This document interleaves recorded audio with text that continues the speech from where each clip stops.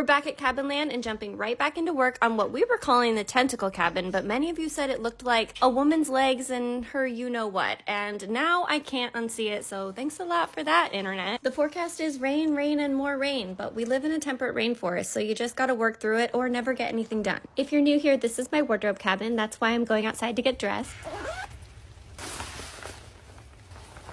Okay, let's get to it. Jacob's already out here chopping up a tree. Our forest is still maturing and all the alder trees are starting to get smothered out by the evergreens, so they fall often. Today we're starting off shingling. I'm gonna go get some more shingles.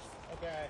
We have a big collection of wood on the back part of our property that we pull from. We call it the boneyard, including a ton of shingles we collected ourselves for free from a burned down shingle factory. It's pretty cool we've sided our house and multiple cabins with these. They're the gift that keeps on giving. A lot of people ask us how we afford to do this. Well, other than being thrifty AF, like scavenging for materials that other people would throw away, and building it all ourselves, which saves a ton of money, I am an OF model. And before that, I was Playboy's Playmate of the Year and a TV host, so I did well for myself. That allowed Jacob to quit his job teaching second grade and work full-time on the property for us, as well as helping me shoot. Well, at this point the rain was really getting to us. It was soaking through our jackets on top of it being freaking freezing out.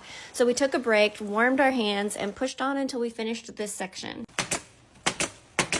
Shingling is actually really fun, even though it's tedious. I think I've gotten so much better at it. I like making it look as random and jagged as possible. So we finished that. Now it's time for a lunch break and to feed the pups. Would anybody here like some sup-sup? Taking that as a yes. Then we headed back out and started milling up trim for the next section that needed to be shingled. Then we trekked it back to the cabin. At this point, I was getting over it. I was cold, I was wet, I was tired, and getting cranky. But can you blame me?